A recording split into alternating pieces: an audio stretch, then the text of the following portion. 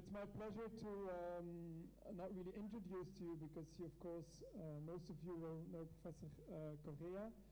I have the impression that 5 or 6 people still will come in the room while the conference is started. So let's start. So in this afternoon session, we will have the keynote presentation of Professor Correa with a little round of questions. And then we have the panel session on climate change and knowledge commons, which William Ed Steinmuller will organize. And Carlos Correa will join as well the session with him. So with the director of the Basque Center for Climate Change Research, the director of United Nations University in Bonn, and Michael Halewood. So please, Carlos, the floor is yours. Well, thank you very much. Good afternoon. Thank you for your understanding, because I arrived late. I was supposed to give this presentation earlier. Thank you very much for your invitation. This is a challenging time after lunch and almost one of the last presentations. I'll try to do my best. I've been requested to talk about trends in transfer of technology to developing countries. Because this is not perhaps an issue that you would say would be discussed in a conference like this, the subject of which is especially common knowledge. But perhaps the underlying question is, to what extent those who own the technology, in particular in developed countries, are prepared to share this technology with developing countries, in general for economic and social development, and in particular to address some challenges such as climate change.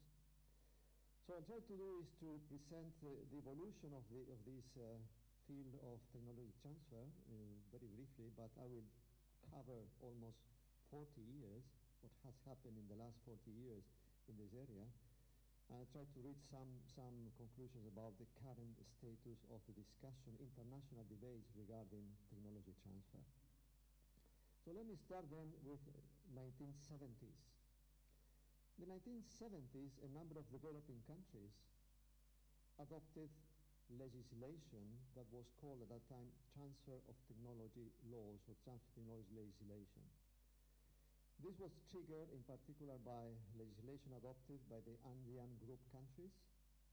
There was a Greek economist that influenced quite a lot in this regard.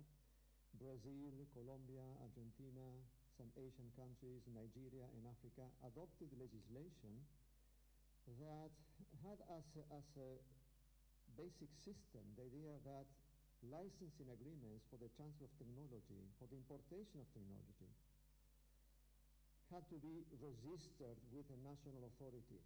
And the national authority had the power to review these contracts and even to reject them if there were certain conditions that, in the view of the national authority, were not convenient for the public interest. And essentially these laws, which were applied for 10 years or more in many countries, addressed 3 main issues. One, royalty payments. There was a perception that payments for technology were very high, and then one specific objective of this legislation was to reduce royalty payments for technology transfer. Second was to address restrictive practices in licensing agreements, such as restrictions for exports, grant-back provisions, restrictions relating to pricing, so on and so forth. You may be familiar with a type of clauses which are common in licensing agreements. So one of the purposes of this legislation was to avoid those restrictive practices in licensing agreements. And finally, also to ensure that some guarantees were provided by the technology suppliers in terms of the quality of the technology, the way in which it will be implemented, absorbed, and so on and so forth. So this legislation led to developing some particular institutions where this analysis was done. In some cases, agreements were rejected, and in some cases, agreements were approved with modifications. But interestingly, at this time, this legislation was not very much concerned about access to technology. because developing countries in general were able to get technology, but the question was what kind of technology they were getting. And in fact, the studies done on the basis of these registers of transfer of technology indicated that the technologies they were getting were in general outdated technologies. That means not the most modern, not the most updated technology. They were getting technologies that companies in the north were not prepared to use anymore. So they were keen to give these technologies to firms in developing countries. So if we, well, you know this, the product cycle or the product life cycle. We have sales here, and we have just time here. Then typically what would happen at that time is that technology owners would be prepared to sell the technology once they have reached this part of the curve. Then when the sales for a particular product was also going down, and therefore at this point they could eventually increase the incomes just by selling technology to firms in developing countries. So the other question that you could make is why developing countries firms were prepared to pay for technologies which were not updated of technologies. The reason was that most of these countries were working on the basis of import substitution. They were protected by tariffs, so they were able to produce and sell in the countries even without access to the most updated technology. So there was a win-win situation where these companies could do well just by getting technologies that firms in developed countries were abandoning. So this then led to an international initiative which was developed under the auspices of UNCTAD in Geneva, and it was the idea to develop an international code of conduct on transfer of technology. And this initiative, in fact, reflected many of the objectives of the national laws on transfer of technology that I have just referred to. And the objective of the international code was to set forth an appropriate set of responsibilities and obligations of parties to transfer of technology transactions, taking into consideration the legitimate interests as well differences in the bargaining position. So the aim was to increase or to improve the bargaining position of acquirers of technology, and essentially the International Code of Conduct addressed the same issues as I have referred to before: restrictive practices. So the draft International Code of Conduct included a list of practices which should be condemned, grant back, etc. There was a conflict or discussion between developed and developing countries regarding which was the test in order to consider a practice as restrictive and therefore not acceptable. Developing countries submitted that there was what it was called development test. So whatever practice would have a negative impact on development should be banned. Developed countries said restrictive practices should be assessed on the basis of its effects on competition. So they proposed a rule of reason and a competition test, and this was one of the main controversies during the negotiation of the International Code of Conduct. So this draft agreement also proposed a number of guarantees, as I mentioned before, and there was some discussion about the applicable law and forum for the licensing agreement. So negotiations for this draft International Code started in 1976. They lasted for about 10 years. As you know, there is no International Code of Transfer of Technology. This thing failed. In parallel to this negotiation, there were two other negotiations that were pushed by developing countries, perhaps in the same direction. One of them was a revision of the Paris Convention for the protection of industrial property, in the sense of expanding the grounds, for instance, for compulsory licensing. And another proposal, which also failed, was a proposal to develop a code of conduct for transnational enterprises. So this finally was not accepted. One of the main issues in the discussion was the test for evaluating the restrictive practices. Developed countries did not accept this broad development test, and finally no agreement was reached on the subject. Okay, during this period, however, developing countries also promoted the inclusion of a number of provisions relating to technology transfer in some international agreements, binding and non-binding. So if you look at the United Nations Conventions, the Law of the Sea, if you look at the UNFCCC on climate change, the CBD, the Convention on Biological Diversity, you look at Agenda 21, the Energy Charter, the FAO International Treaty on Plant Genetic Resources, and other international agreements, you will find a number of provisions regarding transfer of technology. Some of them quite vague in their formulation, some of them more concrete in terms of obligations that should be assumed by developed countries, and some of them, like Agenda 21 of the Energy Charter, just voluntary type of provisions. But this also reflected the interest of developing countries in pushing in the international arena the concept that there should be some mechanisms for the transfer of technology.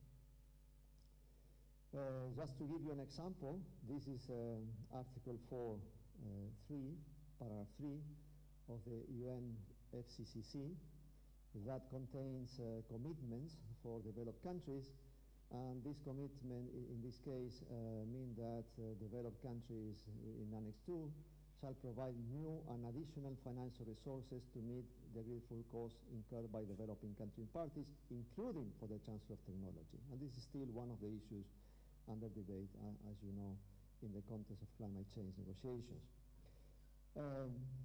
It might be interesting to make an evaluation of the extent to which the provision in this international instrument have been effective or not. And probably they have not been as effective as developing countries would have wished. Okay, so then in the 70s and the 80s, this was the main trend, developing countries trying to get the code of conduct for transfer of technology, pushing for provisions in international agreements. Their aim was to ensure an international mechanism that will facilitate access to technologies under appropriate conditions. But then in the 90s, we face a different scenario. In the first place, many of the countries that were benefiting from importing outdated technology started processes of trade liberalization. So tariffs went down, and therefore for local firms it was not possible anymore to compete locally on the basis of outdated technology. They needed something newer. They needed something else. So therefore the old scheme didn't work well under the new situation. Secondly, there was what I may call the South Korean syndrome, and it was the fact that, as you know, South Korea made a very successful and fast industrialization process on the basis of getting technology from foreign firms through original equipment manufacturing agreements, through licensing agreements, not so much on the basis of foreign direct investment, but the fact was that Korean firms were very, very able in terms of absorbing the technology, improving on it, and then competing with the technology suppliers. So I think that at that time, in the 90s, perhaps in particular because of the South Korean case, many technology owners became growingly concerned about transferring technology in situations where they will create their own competitors. And nobody wants to create his own competitor, especially in a globalized economy.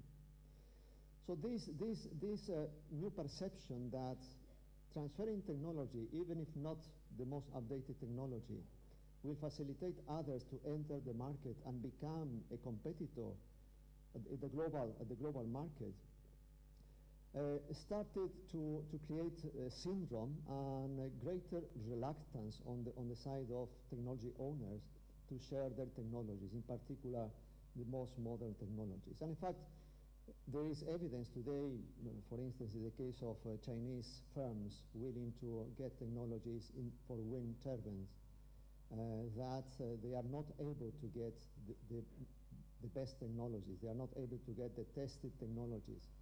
They can get technologies from small and medium European companies in general, which are not tested, at a high price, but the companies, the leading companies in the sector are not prepared to share the technologies with Chinese companies. And probably the reason for this is that the Chinese companies may become, of course, very important competitors.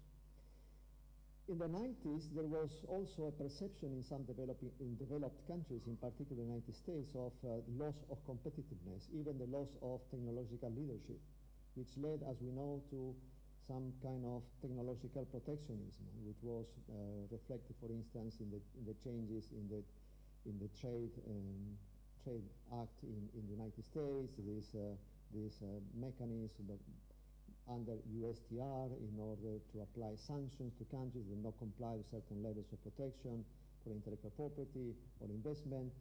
The semiconductor industry perhaps is a good example of this loss of competitiveness in the case of the US industry. So this also led to a situation in which developed countries became more conscious about the fact that innovation was their main asset.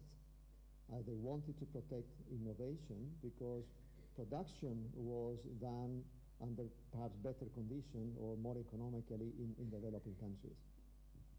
And then in the 90s, we now find this change, quite dramatic change in the scenario relating to intellectual property, because so far all countries could enjoy a very flexible international regime for intellectual property.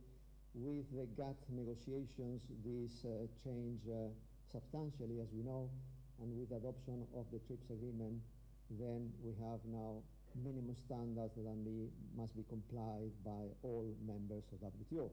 So cases such as Japan in the past or South Korea could not be repeated again, because the system is not as flexible as it was at that time. But again, in the negotiation of the TRIPS agreement, developing countries tried to reflect some of their objectives in terms of transfer of technology. When this negotiation took place, developing countries were in general quite weak in their research and development capacities. And they were very conscious that an agreement like the one approved, the TRIPS agreement, would limit the possibilities of getting technologies to further their own development. And therefore, they tried to get something in relation to transfer of technology in the TRIPS agreement itself. Were they successful? In a very limited manner. Transfer of technology is mentioned in 4 provisions of the TRIPS agreement. Is mentioned in Article 7, which refers to the objectives of the agreement. One of the protection and enforcement of intellectual property rights should contribute to the promotion of technological innovation and to the transfer and dissemination of technology. Should. This is an objective. The transfer of technology issue is also reflected in Article 8, Paragraph 2, in connection with the possible application of antitrust or competition laws in cases of conditions that may adversely affect the international transfer of technology. So this is the concept that developed countries wanted to include in the agreement in the end. It is reflected in Article 40 of the TRIPS agreement, which refers to conditions in licensing agreements. Nothing in this agreement shall prevent members from specifying in their legislation licensing practices or conditions that may, in particular cases, constitute an abuse of intellectual property rights. But here is interesting because this provision is not empowering countries to do this. In fact, this provision is limiting the ways in which WTO members can control restricted practices. And this is, to some extent, although it was an initiative from developing countries, a success for developed countries, because through Article 40, developed countries were able to introduce the competition test in the rule of reason as the basis for assessment of restricted practices in licensing agreements. So although you can read this as something that was achieved by developing countries, in fact, this provision is just a limit to what states can do when they look at provisions relating to in licensing agreements. And finally, in Article 66, paragraph 2, there is a provision relating to technology transfer to least developed countries. So just one category of developing countries, the poorest countries. This is also a very interesting provision because it's an obligation to provide incentives to enterprises and institutions in the territories of developed countries. So the obligation is to give incentives to your own enterprises in a developed country to encourage transfer of technology to least developed country members. There is a reporting system which has been adopted in WTO regarding what developed countries are doing in order to comply with this obligation. As you may see in a number of reports that they've done, in fact, very little has been achieved through this provision in terms of actual transfer of technology to least developed countries. So in the end, as a conclusion, the TRIPS agreement was not finally one instrument that developing countries could use in order to foster transfer of technology as they intended to do. Okay, then in this scenario, what are the main elements that we can identify?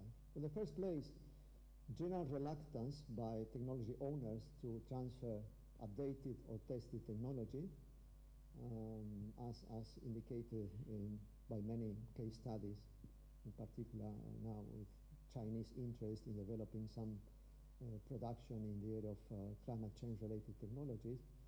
But this is also linked to another phenomenon, and this is the following. When the Code of Conduct on Transfer of Technology was negotiated, in accordance with statistics at that time, 96% of R&D, global R&D, was concentrated in developed countries. So when in the 70s or 80s, the share in R&D of developing countries was very small. It was estimated at 4%. Now, or today, or after some developments, it is estimated that developed countries concentrate 78% of research and development. So this means that developing countries have increased their share in research and development. Some developing countries have improved their capacity to absorb technologies and to imitate technologies. Developing countries, for instance, have increased very significantly, have doubled the number of researchers in about 10 years. The rate of growth of research and development expenditures in developing countries is higher than in developed countries. And one particular case is, 5 minutes, okay, is China. China today accounts for around 11% of global research and development. So this means that if you own a technology and you are prepared to transfer technology to countries that are emerging also with some technological capabilities, so you know that they are better prepared today to improve on these technologies, eventually to imitate, and this may further contribute to the situation of reluctance of transferring technology. A second interesting aspect is that the transfer of technology laws that I referred to before were dismantled, were abolished in almost all countries. Nothing like that. But the thing is that these laws were not replaced by any other legal framework that would allow developing countries to control restrictive practices in licensing agreements in an effective manner. So in most developing countries, there are competition laws have not been applied to control such restrictive practices. And therefore, there is an asymmetric situation because these practices are controlled in developed countries by competition authorities, but you don't find the same in developing countries, so there is a significant gap. So a third element that we may identify now is that there has been an increase in the cost of technology for developing countries. For instance, China is paying, or this was 2010 figures, 13 billion US dollar in terms of royalties. Korea is paying almost 9 billion US dollar in terms of royalties. This may include perhaps copyright, or is not very clear, but it's a real increase in the cost, and several case studies show the difficulties, for instance, that a number of firms in developing countries have faced to get technology and the high price they need to pay if they are able to get this technology. And then just to finalize, what's the current situation in terms of this debate about transfer of technology? Developing countries have not abandoned the idea that there should be some international mechanisms in order to facilitate transfer of technology. They still need technologies which are available or developed in developed countries. So now the debates are around mainly whether intellectual property rights are a barrier or an incentive for transfer of technology. There has been a discussion in several sessions during this conference, but this debate is taking place in particular in the context of climate change and in the context of sustainable development. Interestingly, in the last Rio +20 conference, developed countries, delegates, even refused to mention transfer of technology. So it was a fight where developing countries had as an objective just a recognition in the Rio Declaration +20 that transfer of technology was still an issue. Finally, a compromise text was obtained, and here is part of this compromise text, where it is said that transfer of technology, particular to developing countries on favorable terms, including on concessional and preferential terms, as mutually agreed. So the main concern in the case of developed countries is that there might be transfer of technology based on compulsory licensing or non-voluntary terms and conditions, and they just rejected any discussion that may suggest that there will be an obligation to transfer technology, even to address problems such as climate change. And very recently, in the just last week, the Technology Executive Committee, after very tough discussions, reached an agreement regarding the message that this committee should send to the conference that will be held in very soon. And then the agreement was to tell the conference that IPRs were identified as an area for which clarity would be needed on its role in the development and transfer of climate technologies based upon evidence on a case-by-case basis. Essentially, discussion in this committee is that developed countries' representatives says intellectual property rights are not at all a barrier for the transfer of technology, are just an incentive in order to do that. And developing countries' representatives are saying this is not the case, this patent thickets, proliferation of patents, and so forth, as was discussed in some of the sessions here, are a barrier for the transfer of technology. So then just to conclude, technology transfer, although developing countries have improved, as I mentioned before, significantly their capacity in terms of research and development is still necessary. It's still necessary for economic development, social development, and also to address particular challenges such as climate change. So for developing countries, this is still an issue of particular importance. So secondly, we can see that there is an increased technological protectionism in developed countries. Perhaps the perception that they have lost their competitiveness in terms of production, but they keep their competitiveness in terms of innovation. And therefore, this has led to a number of developments, as you know, the FTAs, the free trade agreements, with increased protection for intellectual property, more on copyright, more on patents, so on and so forth. So this is the trend, is not to facilitate the flows of technology, but just to create further rights or more increased rights on technologies. And therefore, I think that transfer of technology, although it's already, as we have seen, quite an old subject, and a lot has been written on this, a lot of negotiations have taken place on this, will remain for a long time a key issue in North-South negotiations, and particularly, of course, in the area of climate change that we will discuss in a minute. Thank you very much.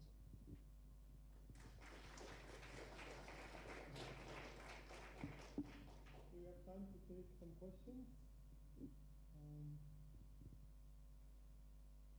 We move directly to the panel and we integrate the questions into the panel. There's a question there, yes.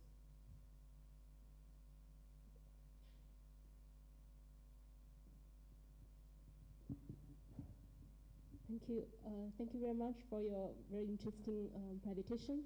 As you mentioned, since 1970s, 18th, developing countries initiative to promote technology transfer to developing countries is not so successful, like the code of conduct field and the revision of Paris Commission is not successful. And afterward, also in the environmental framework, the transfer of ESTs is not so effective. And recently, the Rio Plus 20 is also not so encouraging.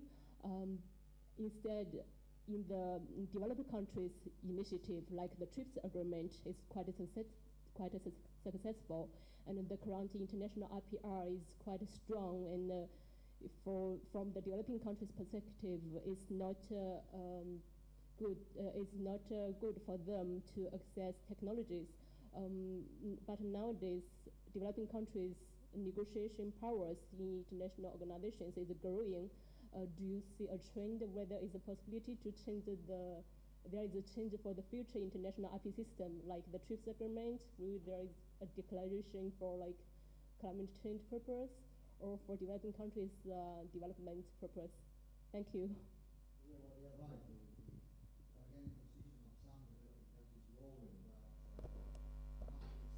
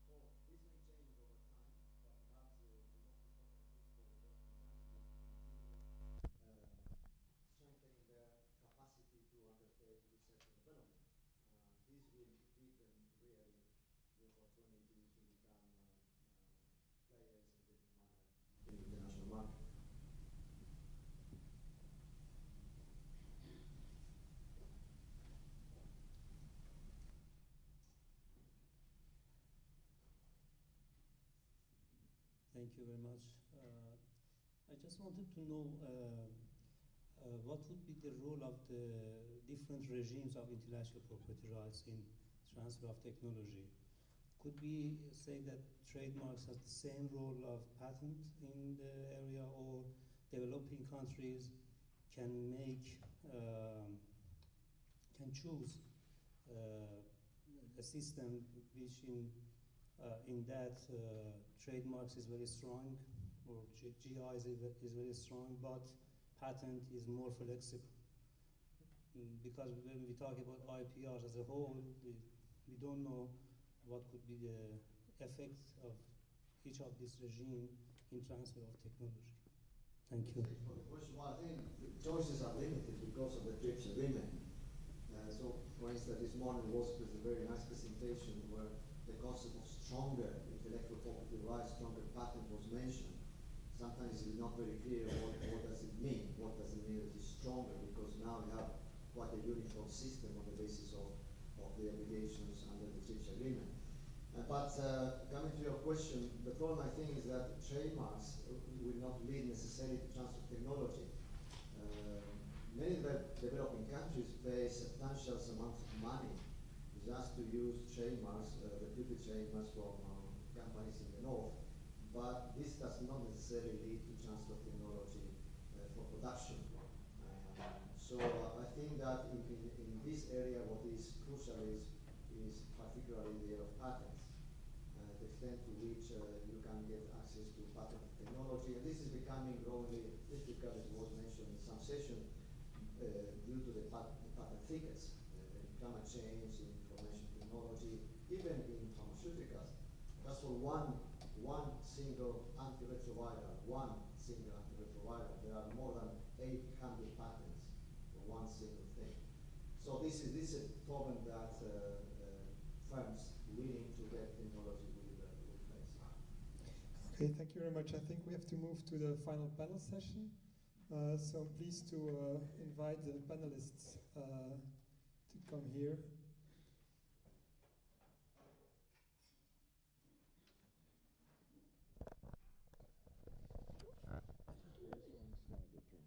Okay, where are you sitting? I'll sit with the. Yes, please.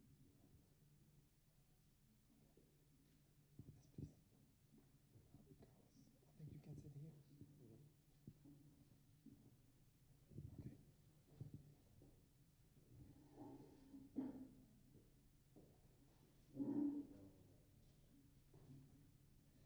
So I'm handing over the chair to Ed Steinmiller, who was chair and animate this final debate. To see what we wanted to do is to have a look at a specific topic to see that the knowledge commons we are working on, how can it be turned to do something that can contribute to solve a major problem we are faced today, and which will demand a type of institutional design that we never have seen before on the global scale. So Ed, the floor is yours. Thank you, Tom. In the final session, very much as Tom has just said, our objective is to look at a grand challenge, perhaps the grand challenge of our lifetime, which is the global climate change issue. We have four very eminent, experienced individuals addressing in their own professional careers and work several different facets of the issues associated with climate change, and I'm going to ask each of them to provide a brief opening statement concerning the relationship, their own work and its relationship to commons issues, and we'll have a little less than 10 minutes for each of the individuals to present their own perspective, and then we're going to open it for questions and comments from the audience, during which it will also be possible for the panelists to interact with one another. So interventions will be taken from the panel, from the audience, in an ensuing discussion, which we will go on for another 40 minutes or so in that, and then conclude the session, and we'll turn it back to Tom for some final comments at the close of the session. I'm going to be a bit impolite in the sense of not providing a detailed introduction to each of the panelists, but rather simply introduce them by name now, and then encourage each of them to speak a bit about their own experience and background in the course of making their remarks about the relationship of their work to global commons kinds of issues. And we'll proceed in the order. Jakob Rhyner will begin. Second, Anil Markandya. Third, Michael Halewood. And fourth, we'll come back and hear again from Carlos Correa. And so I have a microphone problem here. I'll take this one and give it to Jakob. So hello. Let me first emphasize that I'm not as an expert in the science of commons. So I had a very enlightening day today, learning kind of at least part of the context. But looking at the science and practice of climate change, for example, involving disaster management, which was one of my background before I joined United Nations University in Switzerland, in the Swiss mountains. I think there is many dimensions to the way people deal with information knowledge, and I think there might be some interesting points. Let me, however, first tell you when I got in touch with Commons for my first time. This was as a small boy, as said, in the mountains of Switzerland, where my father had a small farm. Most of the pastures were properties proprietary for the farmers, but some of them in the higher parts of the mountains were commons. And being at these commons in the second part of the summer, I recognized that one of my neighbors was never showing up there. And my father explained me that the reason he was not showing up is that he had the wrong name. My name, Rhyner, was considered, with 3 other names in the village, considered to be eligible for the exploitations of these commons. But there were some other farmers who were normal farmers, otherwise they were not eligible. So this is was kind of an amusing or kind of an ambiguous way for me to get into touch with commons. Now, concerning the theme today, I would like to share with you 4 dimensions I see of the problem of how we deal with information and with knowledge in terms of climate change. And I would like to start at one extreme end, namely disaster management, far away from science. The people who have to deal with crisis intervention, who are not able to talk about probabilities and maybes. They have to make tough decisions, and the knowledge they have to deal with generally has very nasty properties. It is deficient, it is incomplete, it is sometimes contradictory, it is sometimes simply wrong information they get, and yet they have to do decisions. In this context, the question of where to spread the knowledge and where not to spread it is a very important one. And in my practice in the responsibility for disaster management, you had often to defend plans not to give information to some groups of the population. This was never very popular, but it was often necessary. The second dimension, all information we have in environmental science and all knowledge we have is based on some kinds of measurement and measurement networks. These measurement networks are run by countries, they are run by ministries, by competing ministries, run by the private sector. This is a particularly interesting interface, and there is still a lot of protectionism. So the access to measurement networks is often a real subtractive common with a subtractive character. The third thing, when you come to the science of climate change, there is a lot of knowledge around. We have from numerous projects and programs, but in order to deal with this knowledge, we need an additional layer of knowledge, namely the knowledge of how to apply the scientific results in terms of getting a kind of an internationally consistent way to define scenarios, to deal with these scenarios. IPCC, the International Government of Climate Change, is doing a lot in this respect. A great effort to try to get the knowledge together, to try to see what can be concluded and what cannot be concluded at the moment. This brings me to the fourth dimensions. When they have to think about getting knowledge together, one of the questions is which knowledge? IPCC has decided to rely on refereed papers, on papers having undergone a standard refereeing process.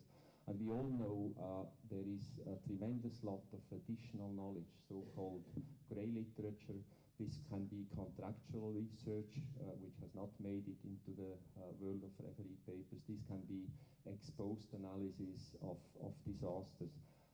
It will be a big task in the future to transfer this kind of grey knowledge, of grey literature, into the refereed world so that it can be exploited by the IPCC.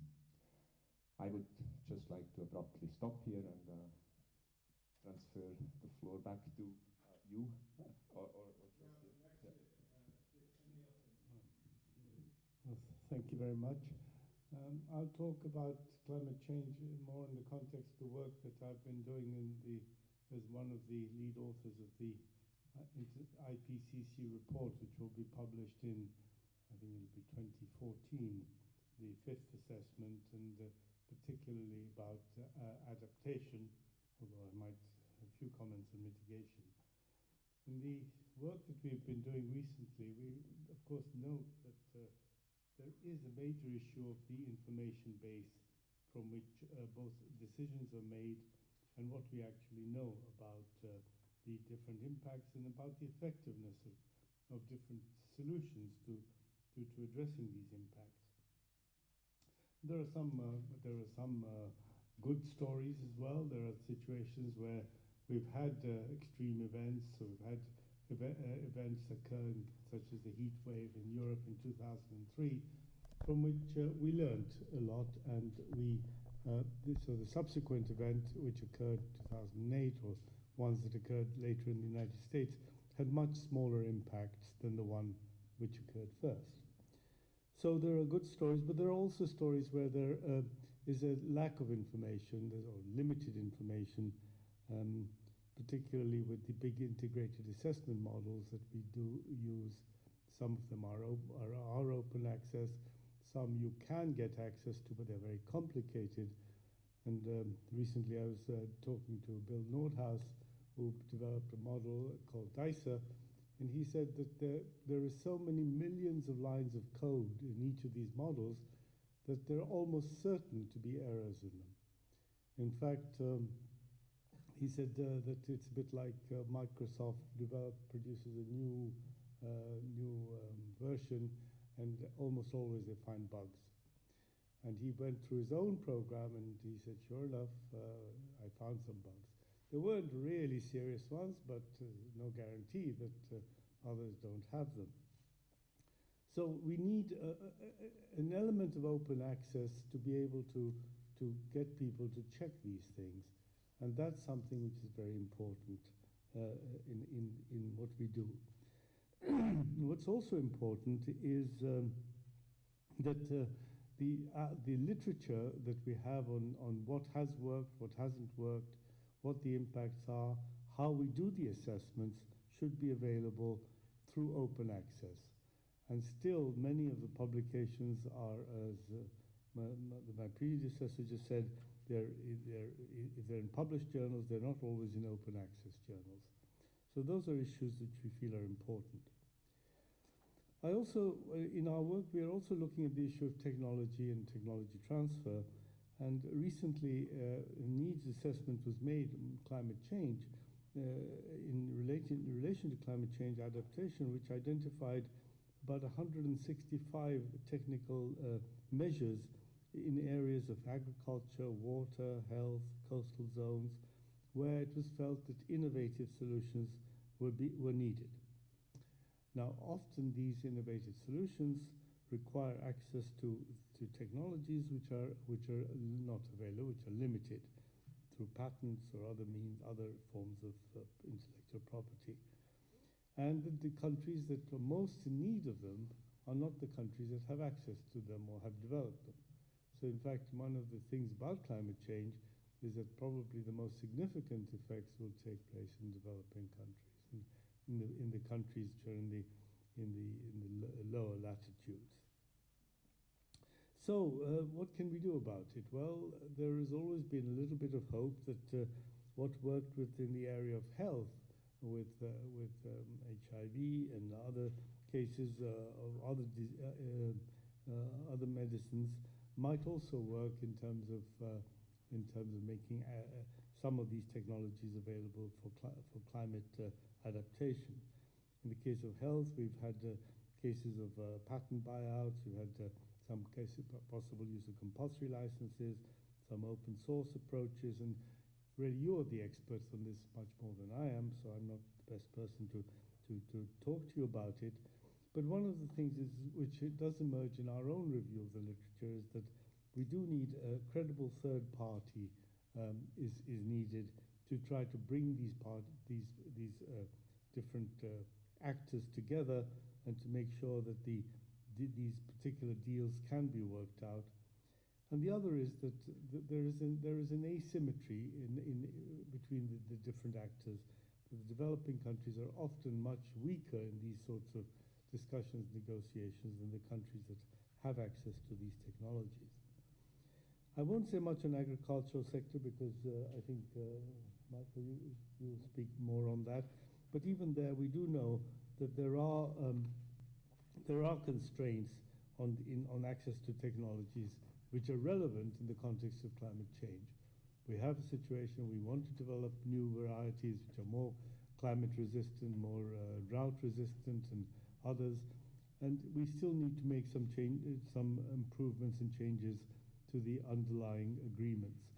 The CBD, which has made some new developments in Nagoya, need to be further refined to enable access of plant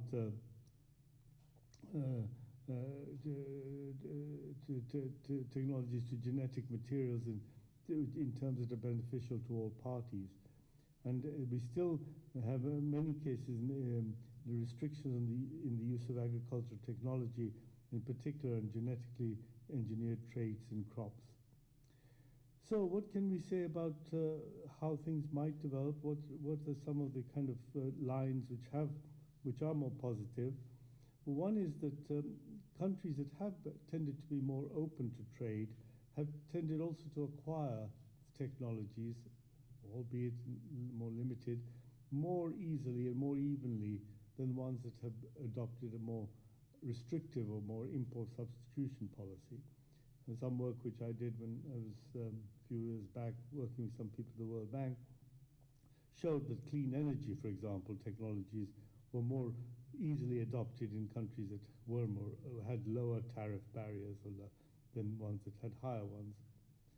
And the other is that the right policies which are not always policies which involve engineering solutions or technological solutions. Often they need a mixture of technology and changes in the regulatory regimes. And this combination getting the right combination, the right regulatory regime can also help to develop the technologies locally. And I think as Professor Correa said earlier, we do need to develop technologies in a local context as well. These are the ideas that we have been working with. I mean, I'm fascinated by your commons approach, and I thought I knew what it was until I read some of the papers, and now I realize I knew very little. It's a great idea. Can it work in this context? You know, we're still finding that sharing of knowledge is acting as a constraint on. Will it act as a constraint on innovation? Is it possible to get people to share in this context? Well, I think maybe if we start small, we might build up slowly. Thank you.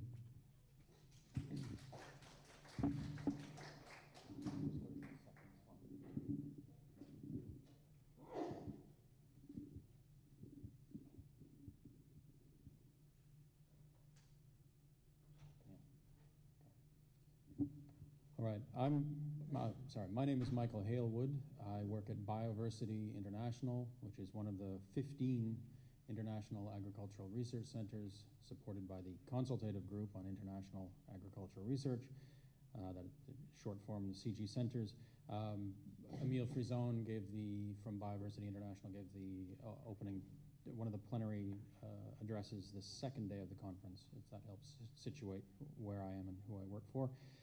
My center in particular is dedicated to exploring ways in which agricultural biological diversity can be used in ways to make agricultural practices more sustainable and to alleviate poverty and promote food security, particularly in marginal farming systems. I'm going to talk today about climate change related challenges facing resource-poor farmers in developing countries, in rain-fed areas, and the potential role and the actual role of knowledge commons in meeting some of the challenges associated with climate change. First, I want to say that climate change-related stresses are not new for farmers. Farmers in dry areas and desert margins and mountains, coastal plains have always needed to respond to the vagaries of challenges of drought, of heat spells, cold spells, irregular rains, and the spread of pests facilitated by seasonal changes that aren't always regular and follow predictable patterns.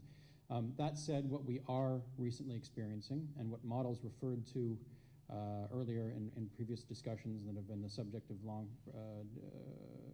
the IPCC reports predict is that we will get more radical extreme events with a tendency towards higher temperatures in many parts of the world and higher levels of temperature and fluctuations in the amount and timing of rains.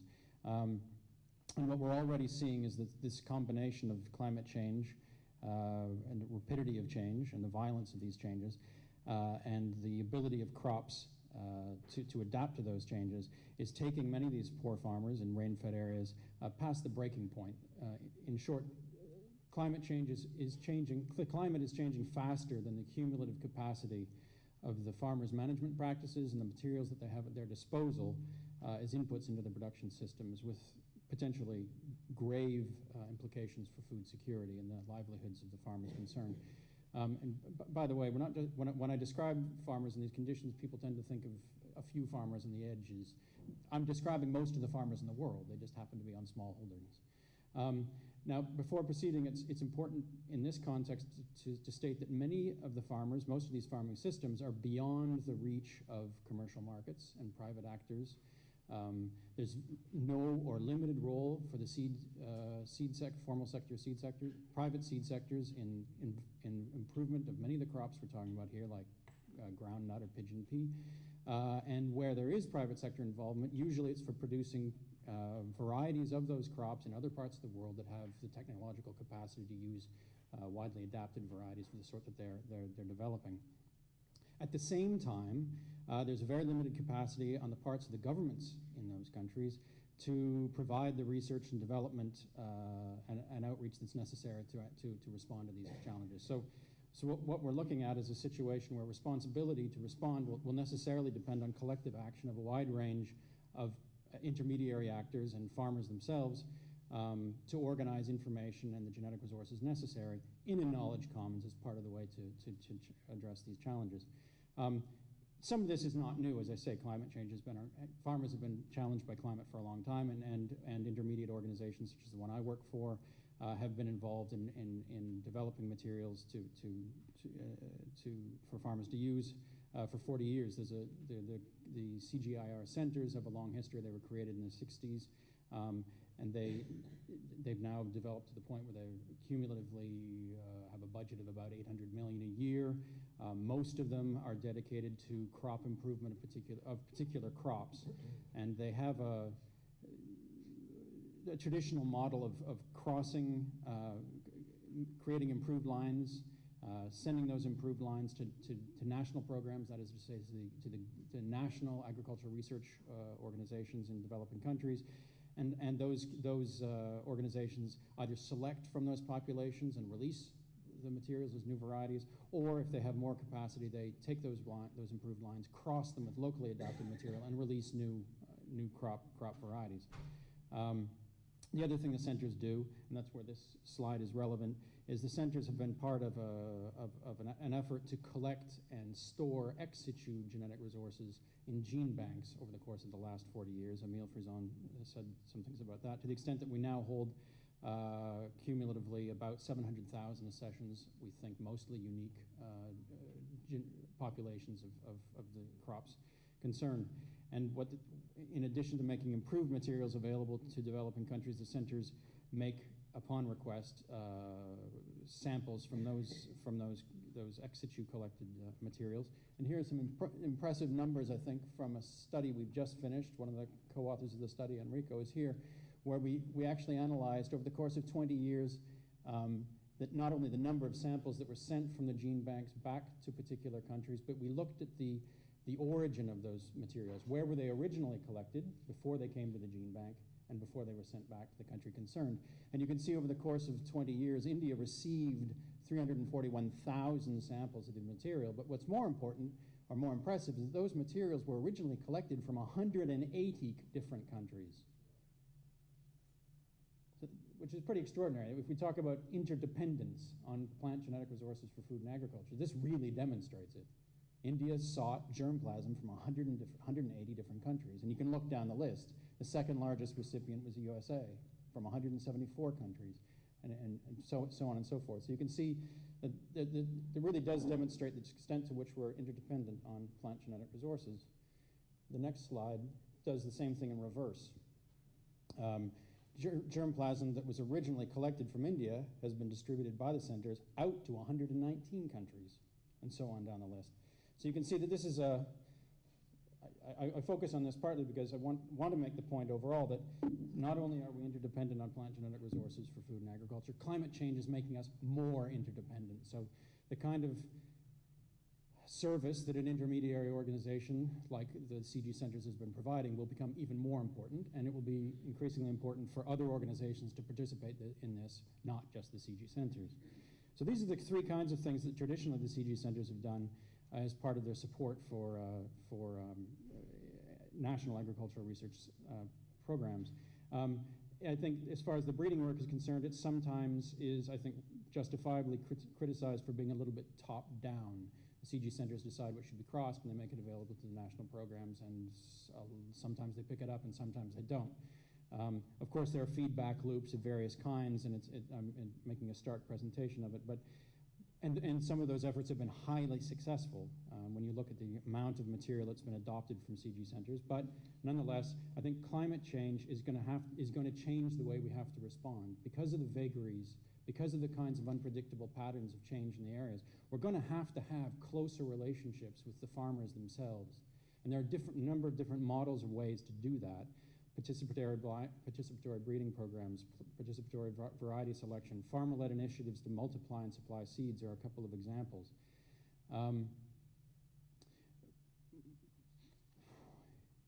We're also going to need, in addition to different ways of working with farmers and creating space for farmers and grassroots involvement with the upstream intermediary science organizations, we also have climate change is requiring us to look to working with different specialist communities. Now we need more than ever to take information on climate change and scale it down, downscale it to appropriate levels of specificity so that we can see what's going to happen in particular farming production areas. We need to couple that with modeling on the performance of crops under different climate stresses. We have to couple that with information about farming agronomic practices of small farmers in different parts of the world subject to different tenure regimes and the limitations that might have on their ability to adapt and respond to the technology changes. All these things have to be pulled together, requiring inputs from agronomists, plant breeders, conservation biologists, ecologists, geographers, political scientists, rural sociologists, GIS specialists, IT professionals, and so on. And I want to provide a couple of examples of where we've been trying to do this at present, and and I think this is where we have to go. Recently, one of the CG Centers has created something called a climate change analog tool, and this is a tool that, using a combination of data that was from the 24 global circulation models, you can match the climate of a reference site, so just reference site X, and you say, what will its climate be in 30 years? And you look somewhere on the globe where the climate is similar to that now. So you can find an analog for the climate now and it's somewhere else in the world. Sorry, an analog to your climate 30 years from now, somewhere else in the world now. And you can match these sites, which is an interesting thing in itself. But as far as identifying germplasm is concerned, then you look at what are they growing in those places where the climate is the same as 20 years from now, 10 years from now, to what mine will be in 30 years. How are they dealing with the stresses associated with the use of those crops? What are the practices? What are the farm sizes? What are the sociological impacts? And how can that inform how the farmers in the reference site should be preparing for meeting those challenges? And as part of that work, then we match that data, and we then go to global information systems that we've helped to create, but which others are, it's a massive amount of data on the on the location of ex situ materials and evaluation data and passport data about those materials, and we try to match that data to identify where plant genetic resources might be available and bring them back to the reference site and actually work with farmers to test that material and see how it will perform and start to introduce it into the breeding crop improvement programs in those areas. Another example involves crowdsourcing, where we're starting to work with groups of farmers for participatory monitoring of climate change in particular areas, and participatory monitoring of the impacts of climate change on biodiversity in the field, and participatory evaluation of the performance of germplasm in those areas. And so what we end up with then is something close to what Robin Mansell was describing the first day, of having these two different sort of information technologies. Oh, damn it, I've forgotten the term, and I didn't write it down. Social technologies, trying to bring them together in a single project with a wide range of participating institutions. So I think these are traditionally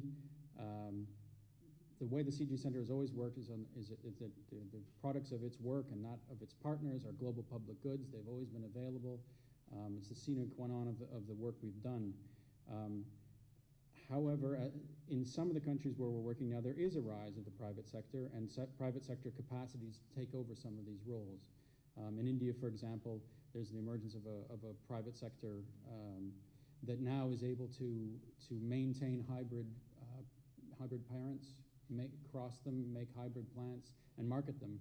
And in situations like that, the CG centers are now cutting off their own participation in the development chain at upstream research, and then alienating the products of their research to these companies, which raises all kinds of interesting questions for us about how we negotiate the public goods production business and creating the possibility of exclusive licenses to these companies so that they can get on with their business.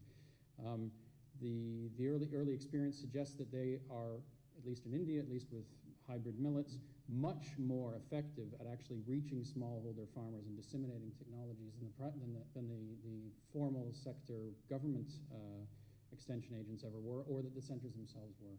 So you can make the case for why it's important to partner with the private sector, but it involves a different kind of relationship that's created some tensions across the 15 centers. Very, very quickly, I think I've completely overgone my time, but the centers then in the course of the last 5 years have worked hard with the donors who give them their money to come up with a set of principles that inform the deals they strike with the private sector. And they've only just finished this process. It was 3 months ago, and if people are interested, I can share those guidelines, because it's a nice example of how we've tried to negotiate this new space in the context of climate change and another crop improvement, but public-private relationships as well. So finally, ultimately, it seems to me that Knowledge Commons has an essential role to play in this area, with long-standing intermediate institutions that have played an important role over a long period of time, but also with the need for the range of players to expand and to have a much more active grassroots up participation of farmers in identification of appropriate technologies and being involved in their distribution and uptake.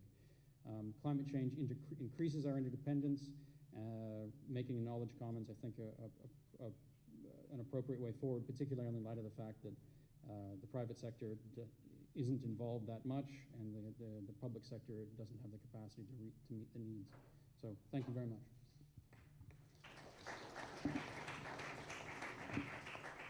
Okay, well, thank you. So William has requested us to make reference to cases of knowledge commons we are familiar with. I'd like to refer to 3 areas, briefly, of course. Well, the first one is related to what already Michael has mentioned, the work of the CGIAR. In conferences like this, you find people who is in favor and people who is against the so-called Green Revolution. The Green Revolution meant the wide diffusion of plant varieties which increase yields and productivity for farmers, So many people recognizes that it made great contributions in terms of production of food and alleviating poverty, and some people criticize because uniformity has been created, so on and so forth. But the fact is that the Green Revolution is a successful story of an institution based on the concept of the creation of public goods. This is the CGIAR. On the basis of these 15 centers, which work in more or less autonomous manner, focusing on different areas, on wheat, maize, some of them, others on rice, etc., etc. I mention this again because some delegations in discussions related to climate change have mentioned from time to time that in the area of climate change, something like the CGIAR will be necessary and appropriate.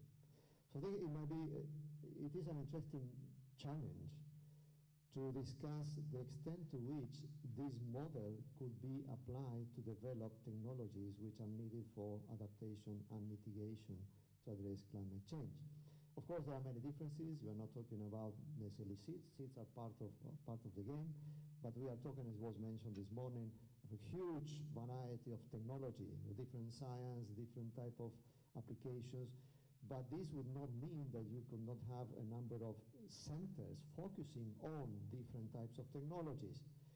And therefore, I think it might be an interesting challenge for those working in this area of global commons to look more carefully at this model that has worked effectively for agriculture, and to see the extent which and the conditions under which this could work for developing technologies in the area of mitigation and adaptation to climate change, which is a global challenge. And as was mentioned before, not all countries will be in the same situation in order to face that challenge, unless we believe that a market-based system will provide all the responses.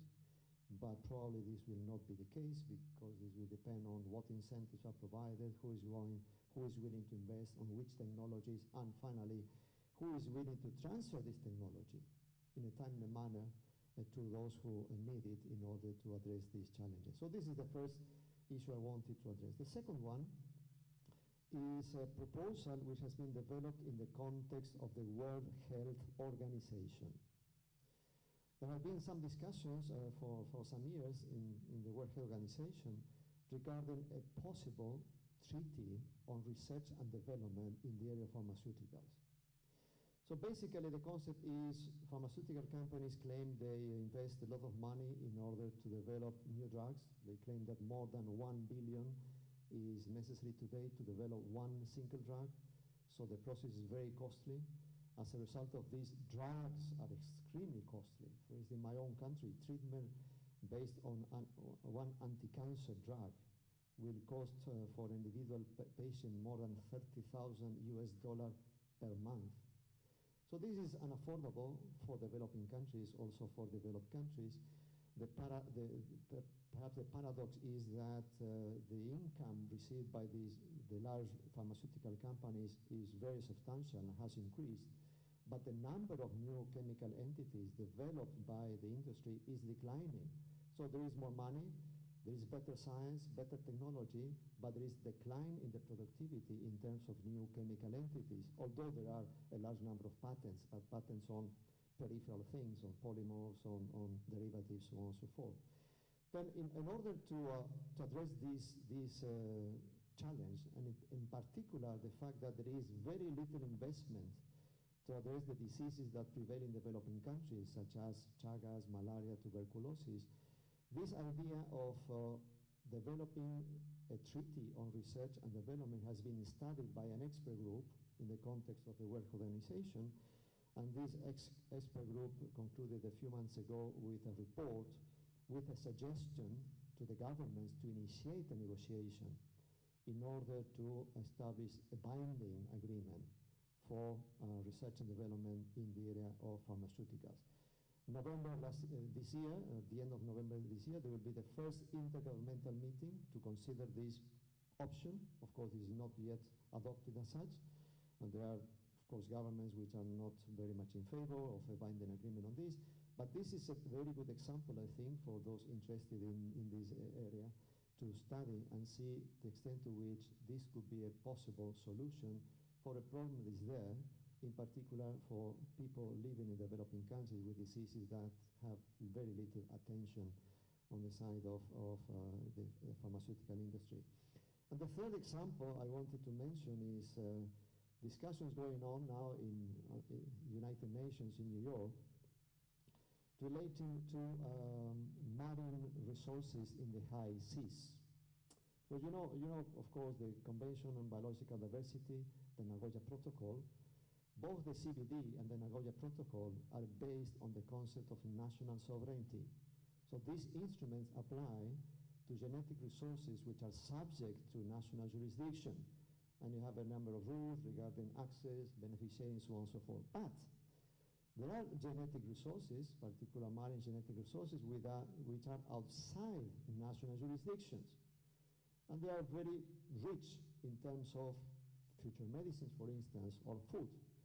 And today, the legal status of these resources is such that those countries and companies that possess the technology may get access to these resources and exploit them. But these resources do not belong to a particular country or company. They actually belong to all. It's part of our commons. So now there are starting discussions about how to deal with this issue. What kind of regime should be applied? How will we ensure that these resources are not just exploited and benefit a small number of companies or countries which today possess the required technology, which in some cases is quite costly. So this is, I think, a third area where may be interesting for some PhD students to look at and come with a solution. Just to give you an example of what is going on, you know that one very rich protein thing is this krill, which is found in the Antarctic. There are already 500 patents in connection with krill, of course, by companies in the north. So this means that they already know how to exploit this resource, and also they are appropriating different parts of it. Different part of the krill and the genetic information is being appropriated, and therefore there is a need to go for a discussion and ensure that a global common system is established in relation to these resources. Thank you. Thank you. Well, thank you all very much. And I want to, in a moment, ask for contribution from the audience in terms of questions and comments, but I wanted to just to highlight a few of the headline issues through my own particular filter on seeing the relevance of a variety of these ideas to the commons discussion. We've talked about problems of aggregation of information and knowledge, as in the problem of measuring, measurement networks and data flow kinds of issues which involve commons, kinds of possibilities of documenting knowledge associated with problems of classification systems and developing appropriate means to negotiate large stocks of knowledge, which of course has been a major feature of the internet. We've discussed the problem of assessing models, assessing the very complex models that are involved in climate change, and sharing information about what works and what doesn't work.